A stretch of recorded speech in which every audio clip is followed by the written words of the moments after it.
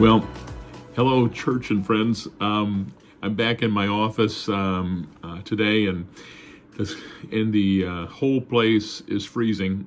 I do have the space heater in here, but I'm going to tell you, with these temperatures right now, the space heater is not keeping up, and so it's pretty chilly.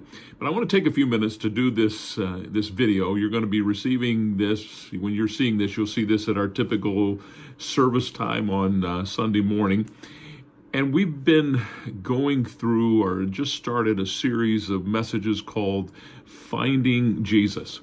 And the whole idea is to find the reality of who he is, his real personality. And I wanted us to have an intensive, great, even fun time of looking at Jesus, kind of taking our filters that we've had before, our preconceived notions of who he is, and looking back at the Gospels and looking at the stories and the things that he said and how he did and what he was facing, and perhaps understand better who he is.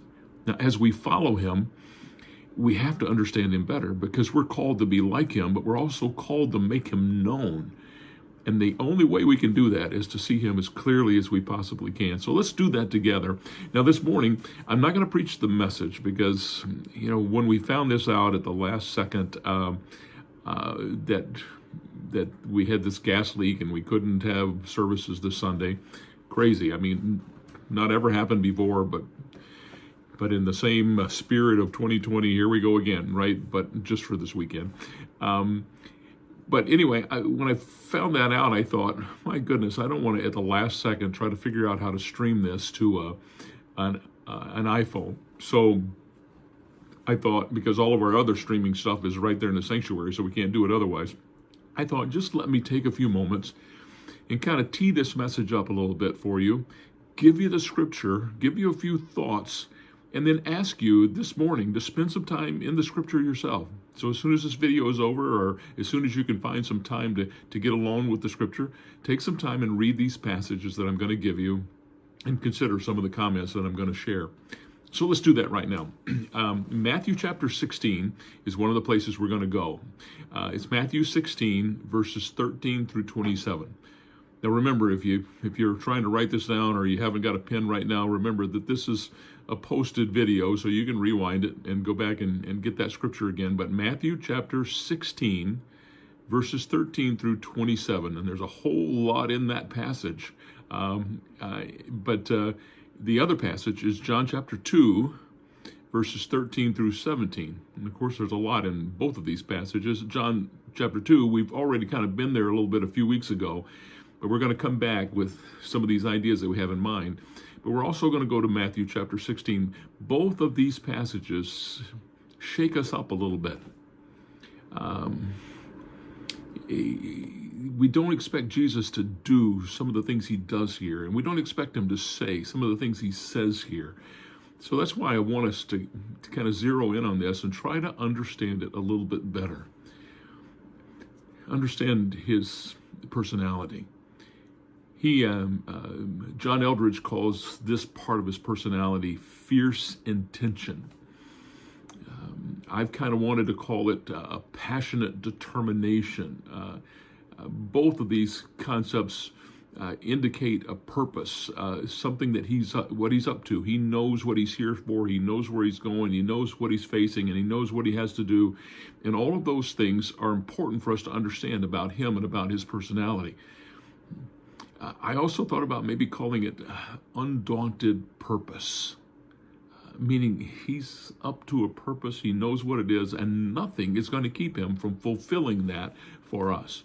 So those two passages, Matthew 16, 13 through 27, John chapter 2, verses 13 through 17, I want you to spend some time reading those. But let me give you a few other thoughts before I kind of let you go to do that, because this is all meant to kind of tee up the message, and then we're going to unpack it greater next Sunday as we do this together. But I want you to consider the context that Jesus knew and perceived. Like when he said these things, when he was doing these things, what was he thinking? What was going on in his life? What was the purpose he was trying to fulfill? Because we're going to find some evidences, some things in those stories that indicate to us exactly why he did what he did, and what kind of person, what kind of a human being and personality he was when he walked this earth with human beings like ourselves. And so it's important for us to understand what he thought his context was. What was he living out? What was he facing? Not what we think from the outside, and not what we might have been set up to perceive through our experiences in the past, or maybe just some things that we've just kind of accepted. So what was that different, perhaps even from what we have thought, but what was different perhaps from what even his disciples assumed? Now, when you're looking into that passage about Peter, you're going to see Peter obviously misunderstood some things, and he ran into an unsettling response from Jesus. So the disciples, no doubt, assumed a lot of things that weren't true about Jesus and what Jesus was facing and what he was up to. And so my question then is, how is it different from what you and I have assumed? He wasn't just some wonderful itinerant preacher, teacher that ran into trouble all of a sudden and then was mistreated. He was more purposeful than that. And nothing was going to keep him. He was undaunted in fulfilling his purpose. One writer said that we need to remember that Jesus is operating behind enemy lines. Wow, what a statement. Think about that. Jesus is actually operating behind enemy lines. And there are some other aspects of Scripture that we're going to look at next week that kind of support that whole idea. Last week, when I was sharing communion time from the piano, I said that I mentioned that to call Jesus a rose trampled on the ground is not quite accurate. I didn't have any problem with where the song went. That's why we sang it, and I think in some aspects of it is very true. However, the purpose of a rose is to be beautiful and fragrant. Has no real defense. It has some thorns, I guess, for defenses, but as far as defenses from somebody like you and I mean, surely we can rip it out of the ground, we can stomp on it, we can do whatever we want to it, and we can stop its purpose, and that is to be beautiful and fragrant. But it's not the case with Jesus. I mean, this is a really completely different story.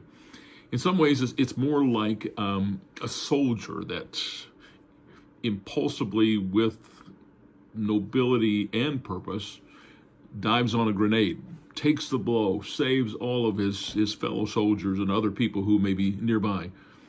An incredible act. And some of that is consistent with who Jesus is and what he did, but Jesus was not impulsive. I think everything he did, everything he said was with absolute intentionality and with intentional purpose. And yet he was facing a constant resistance from an enemy that knew who he was and knew what he was up to. So it does make more sense to call it an undaunted purpose, because there was a battle plan. There was a battle plan against him, and he had a battle plan that was going to be victorious. Passionate determination, fierce intention, as I said, Eldridge says. So this morning, rather than listening to me in the context of a typical service, I want to challenge you to sit down and read these two passages. Find some time to meditate on these passages with some of these comments that I've made, some of the questions that I've made, with keeping them in mind and how it applies to you. Start to contemplate the takeaways for your own soul as we continue to attempt to follow him and understand him better. And this is all part of it. And this is going to be an interesting, I think, and powerful discussion we're going to have as we spend time together next Sunday and as we open the Scripture and look more specifically at these passages together. So start to contemplate the takeaways for your own soul. And so next week, we will unpack this more together when we have heat in the building. So I will see you then. God bless you all. Thanks for joining us online today with Living Hope. If you're new with us, we'd love to get connected with you, so please go to our website, livinghope.us, and fill out the Connect card. Also, if you made a decision to follow Jesus, we're so excited for you, and we want to hear from you. So please reach out to us, whether it's on Facebook or Instagram, or send us an email at prayer@livinghope.us. If any one of you have a prayer need, you can also send a prayer request to that email address as well, and we'd love to pray with you. Don't forget, if you'd like to give, you can go to our website, livinghope.us, and click on the Give button, or you can go to livinghope.us/give. As always, you can find all of our information and what's going on here at the church at livinghope.us. And don't forget to love God, love people, and serve both.